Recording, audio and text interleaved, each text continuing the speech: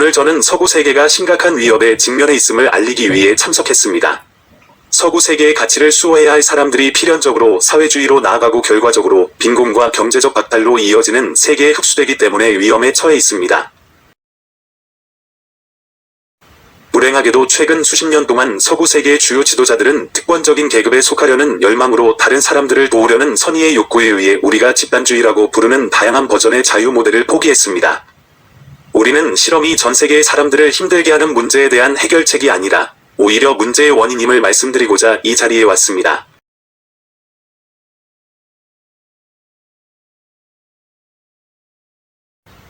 저를 믿으십시오. 이 두 가지 문제에 대해 증언을 제공하는데 우리 아르헨티나 사람보다 더 나은 사람은 없습니다. 1860년에 우리가 자유를 받아들였을 때 35년 만에 우리는 세계 최초의 지배 세력이 되었습니다. 35년 만에 우리는 최초의 세계 강국이 되었습니다. 지난 1년 동안 우리는 집단주의를 받아들이면서 우리 국민들이 어떻게 체계적으로 자기 자신을 만들어가다가 세계 100위권으로 떨어지는지를 보았습니다. 그러나 이 논의를 시작하기 전에 자유시장 자본주의가 왜 세계 빈곤을 종식시킬 수 있는 시스템일 뿐만 아니라 이를 달성하기 위해 도덕적으로 바람직한 유일한 시스템인지 뒷받침하는 데이터를 먼저 살펴보는 것이 중요합니다.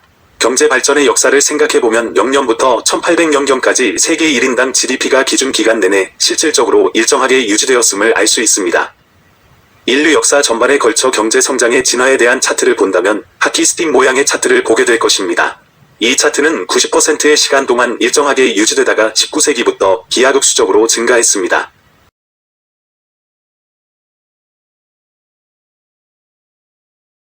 이러한 정체된 역사에 대한 유일한 예외는 15세기 말 미국의 발견이었습니다. 제외하면 0년부터 1800년까지 전 세계 1인당 GDP는 큰 변화 없이 정체 상태를 유지했습니다.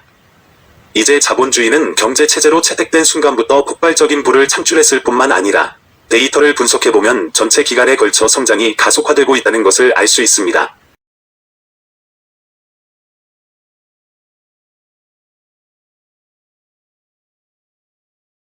(0년부터 1800년까지) 전체 기간 동안 1인당 GDP 성장률은 연간 약 0.02%로 안정적으로 유지되었습니다.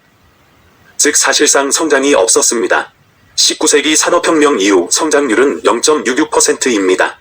현재 속도를 고려하면 1인당 GDP를 2배로 늘리려면 약 107년의 시간이 필요합니다. 1950년에는 성장률이 연간 1.66%로 증가했고 성장률은 연간 1.46%로 상승합니다. 1인당 GDP를 2배로 늘리는데 더 이상 107년이 필요하지 않고 66년이 걸립니다. 1950년부터 1년 사이의 기간을 보면 연간 성장률이 2.1%였음을 알 수 있습니다. 즉, 단 33년 만에 2배가 될 수 있다는 뜻입니다. 이러한 추세는 멈추지 않고 지금도 여전히 살아있습니다. 2000년부터 성장률이 다시 연간 3%로 증가한 기간을 고려하면 단 23년 만에 전 세계적으로 1인당 GDP를 2배로 늘릴 수 있다는 의미입니다. 이제 1800년부터 오늘날까지 1인당 GDP를 연구할 때 관찰되는 것은 산업혁명 이후 전 세계 1인당 GDP가 15배 이상 증가하여 세계 인구의 90%를 빈곤에서 벗어날 수 있는 부의 폭발적인 증가를 가져왔다는 것입니다.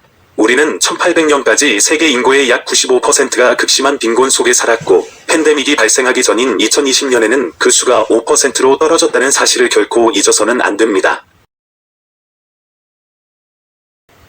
결론은 분명합니다. 경제 시스템으로서의 자유시장 자본주의는 우리 문제의 원인이 되기는커녕 지구 전체의 기아, 빈곤, 궁핍을 종식시키기 위해 우리가 가지고 있는 유일한 도구입니다. 경험적 증거는 의심할 여지가 없습니다. 그러므로 자유시장 자본주의가 생산적 측면에서 우월하다는 것은 의심의 여지가 없기 때문에 좌파의 독사들은 자본주의의 도덕적 문제, 즉 자본주의를 비방하는 사람들이 말하는 것처럼 불의하다는 이유로 자본주의를 공격해왔습니다. 자본주의는 개인주의적이기 때문에 나쁘고 집단주의는 이타적이기 때문에 좋다고 주장합니다. 그래서 그들은 사회 정의를 위해 노력합니다. 그러나 최근 선진국에서 유행하고 있는 이 개념은 우리나라에서는 80년 넘게 정치적 담론에서 꾸준히 등장해 왔습니다. 문제는 사회 정의가 불공평하고 일반적인 복지에 기여하지 않는다는 것입니다. 오히려 폭력적이기 때문에 본질적으로 불공평한 생각입니다. 국가의 재정은 세금으로 충당하고 세금은 강제로 징수되기 때문에 불공평합니다.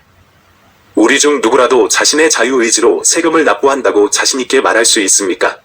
이는 국가가 강압을 통해 자금을 조달하고 세금 부담이 높을수록 강압도 커져 자유가 감소한다는 것을 의미합니다. 사회 정의를 옹호하는 사람들은 경제 전체가 다른 방식으로 분배될 수 있는 케이크라는 생각에서 출발합니다. 하지만 그 케이크는 주어지지 않습니다. 예를 들어 이스라엘 키르이너, 커치너, 가시장 발견 프로세스라고 부르는 과정에서 생성되는 것은 바로 부입니다. 회사가 제공하는 상품이나 서비스가 바람직하지 않은 경우 해당 회사는 시장이 요구하는 사항에 적응하지 않으면 파산하게 됩니다. 좋은 가격에 또는 매력적인 고품질 제품을 만들고 성공하여 더 많이 생산함으로 시장은 자본가가 이동 중에 올바른 방향을 찾는 발견의 과정입니다. 그러나 국가가 자본가의 성공을 처벌하고 이 과정에서 그를 막는다면 그의 인센티브가 파괴되고 결과적으로 그는 생산을 줄이고 케이크도 작아져 사회에 해를 끼칠 것입니다. 집단주의는 발견을 방해하고 전율을 방해함으로써 기업가의 손을 묶어서 그가 더 나은 제품을 생산하고 더 나은 가격에 더 나은 서비스를 제공하는 것을 방해합니다. 그렇다면 어떻게 하기에 국제조직, 정치 및 경제 이론에서 세계 인구의 90%를 극빈층에서 구출했을 뿐만 아니라 점점 더 빠르고 공정하고 도덕적으로 우월한 경제 시스템이 악마화될 수 있습니까? 자본주의 덕분에 세계는 현재 최고의 순간을 맞이하고 있습니다. 역사상 우리가 살고 있는 지금보다 더 번영했던 순간은 없었습니다.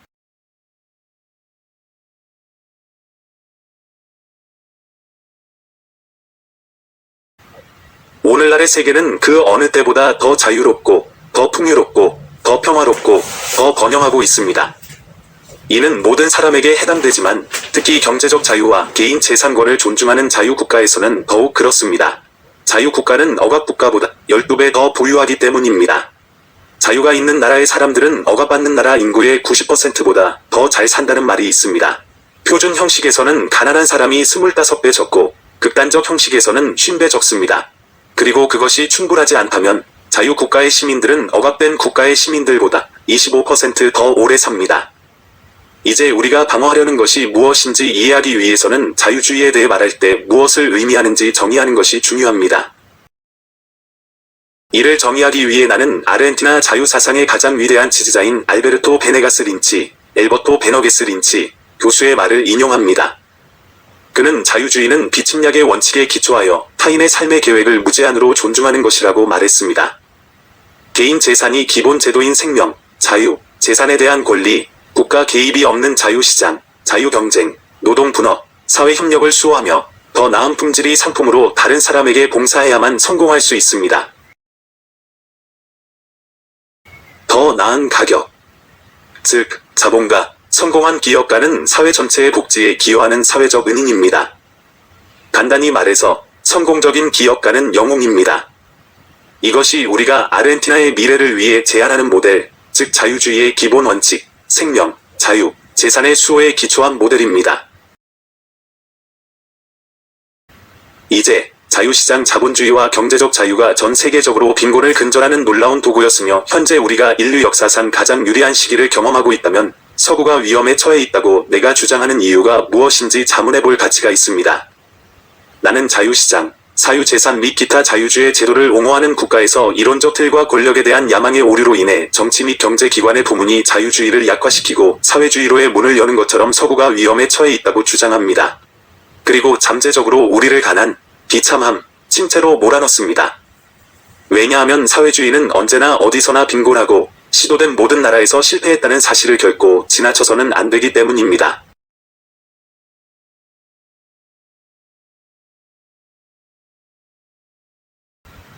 그것은 경제적 실패였고, 사회적 실패였고, 문화적 실패였으며, 또한 1억 명이 넘는 인류를 죽였습니다.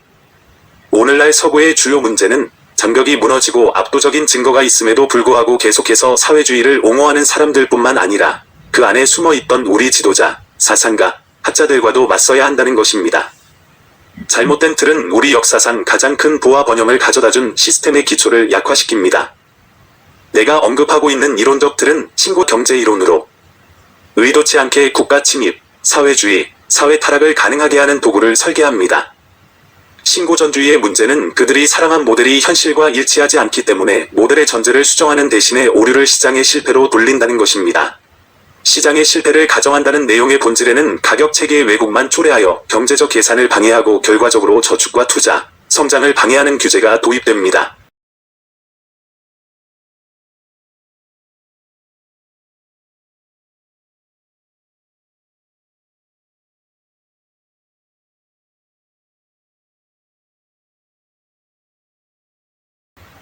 이 문제는 본질적으로 자유주의 경제학자들조차도 시장이 무엇인지 이해하지 못한다는 사실에 있습니다. 왜냐하면 시장을 이해한다면 시장 실패와 같은 것이 불가능하다는 것을 금방 알 수 있기 때문입니다. 시장은 단순히 공급 곡선과 수요 곡선을 그래프로 표현한 것이 아닙니다. 시장은 재산권이 자발적으로 교환되는 사회적 협력의 메커니즘입니다. 따라서 이 정의를 고려하면 시장 실패를 논하는 것은 용어상 모순입니다. 거래가 자발적이라면 시장 실패는 없습니다. 시장 실패가 있을 수 있는 유일한 상황은 강압이 존재하는 경우이며 일반화된 방식으로 강압할 수 있는 유일한 사람은 폭력을 독점하는 국가뿐입니다.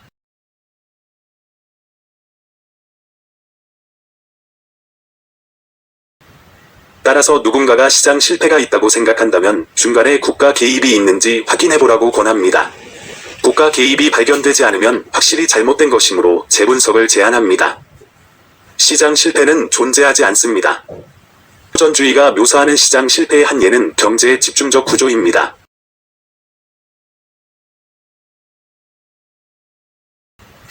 그러나 규모에 대한 수학 체증을 보여주는 함수, 즉 경제의 집중 구조가 없다면 우리는 1800년부터 현재까지의 경제 성장 현상을 설명할 수 없을 것입니다. 얼마나 흥미로운지 보세요. 1800년부터 인구가 8, 9배 이상 증가하면서 1인당 국민소득은 15배 이상 증가했습니다.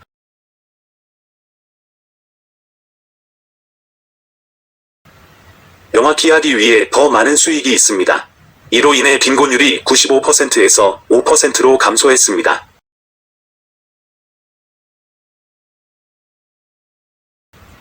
그러나 수확량 증가의 존재는 예를 들어 시장 경제에서의 독점이라고 할 수 있는 집중된 구조의 존재를 의미합니다.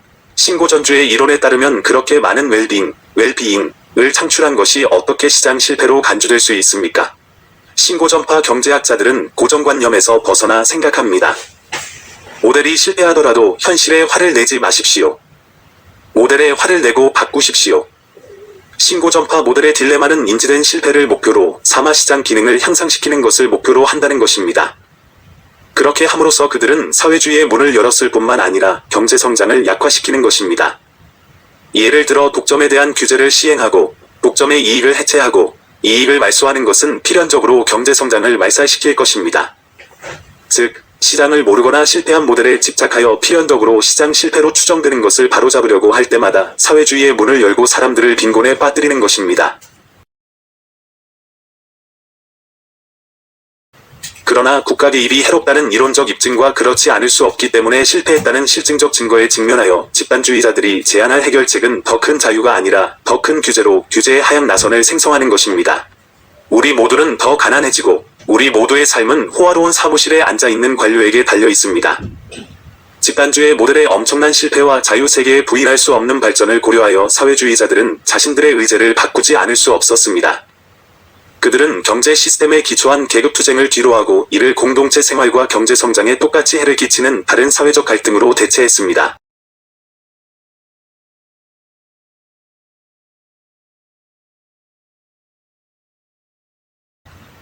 이 새로운 전투 중 첫 번째는 남자와 여자 사이의 우스꽝스럽고 부자연스러운 싸움이었습니다.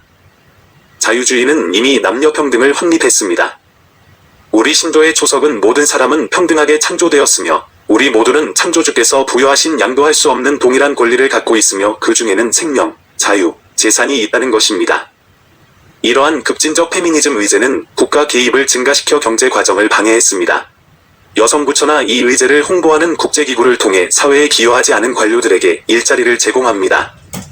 사회주의자들이 제기하는 또 다른 갈등은 인간과 자연의 갈등입니다. 그들은 인간이 지구에 해를 끼치며 어떤 대가를 치르더라도 지구를 보호해야 한다고 주장합니다. 심지어 인구 조절 메커니즘을 옹호하거나 논쟁의 여지가 있는 낙태 권리 의제를 지지하기도 합니다. 불행하게도 이러한 해로운 생각은 우리 사회에 강하게 스며들었습니다. 네오마르크스주의자들은 서구 세계의 상식을 받아들였습니다.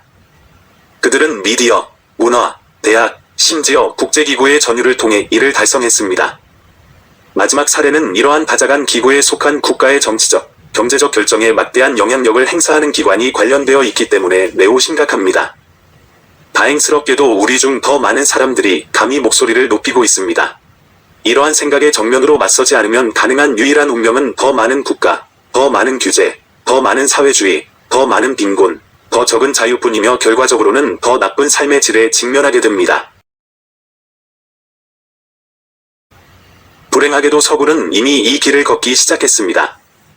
많은 사람들에게 서구가 사회주의를 수용했다고 제안하는 것이 우스꽝스럽게 들릴 수도 있지만 이 견해는 국가가 생산수단을 소유하는 경제체제라는 사회주의의 전통적인 경제적 정의로 제안할 경우에만 우스꽝스럽습니다. 내 생각에는 이 정의가 내 관점에서 현재 상황을 반영하도록 업데이트되어야 한다고 생각합니다. 오늘날 국가는 개인 생활의 모든 측면을 통제하기 위해 생산수단을 통제할 필요가 없습니다. 화폐 발행, 부채, 보조금, 이자율 통제, 가격 통제, 시장 실패를 바로잡기 위한 규제 등의 도구를 통해 수백만 명의 인류의 운명을 통제할 수 있습니다.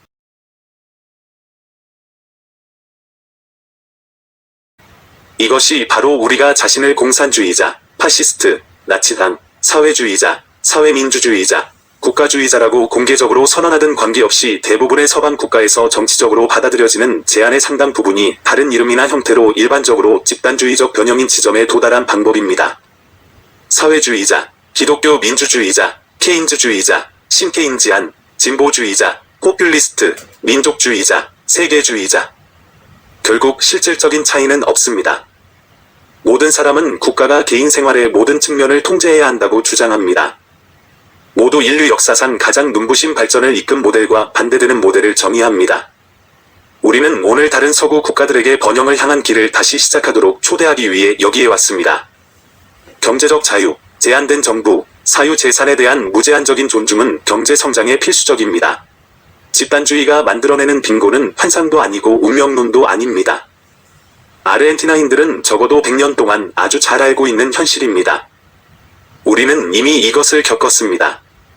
앞서 말했듯이 우리를 부자로 만들어준 자유의 모델을 버리기로 결정한 이후로 우리는 날이 갈수록 가난해지는 하얀 곡선에 갇혀 있기 때문입니다. 즉, 우리는 이미 그것을 경험했고 자유의 모델로 부유해진 서구 국가들이 이러한 예속의 길을 계속 가면 어떤 일이 일어날 수 있는지 경고하기 위해 이 자리에 섰습니다. 아르헨티나 사례는 부, 천연자원, 인구 능력, 교육 수준, 중앙은행 금고에 있는 금괴의 양에 관계없이 이러한 요소가 성공을 보장하지 않는다는 실증적 증거입니다. 시장의 자유로운 기능, 자유경쟁, 자유가격 시스템을 방해하는 조치가 채택되고 무역이 방해되고 사유재산이 공격받는 경우 유일한 목적지는 빈곤입니다. 요약하자면 나는 현재 존재하는 모든 기업가와 현재 존재하지 않지만 물리적으로 여기에 있든 없든 전 세계에서 우리를 따르고 있는 모든 기업가에게 메시지를 전달하고 싶습니다. 정치적 계급이나 국가에 의존해 사는 기생 겁먹지 마세요. 자신의 권력을 연장하고 특권을 유지하기만 원하는 정치 계급에게 굴복하지 마십시오. 당신은 사회적 은인입니다. 당신은 영웅입니다. 여러분은 우리가 경험한 것 중 가장 특별한 번영 시대의 창조자입니다. 누구도 야망이 부도덕하다고 말하는 것을 허용하지 마십시오. 돈을 벌면 더 좋은 제품, 더 좋은 가격을 제공하고 웰빙에 기여하기 때문입니다. 국가의 진보에 굴복하지 마십시오. 국가는 해결책이 아닙니다. 국가는 문제 그 자체입니다. 여러분이 이 이야기의 진정한 주인공입니다. 오늘부터 아르헨티나는 무조건적인 동맹국이라는 것을 아시기 바랍니다. 정말 고마워요. 오래 사세요. 자유, 젠장, 감사.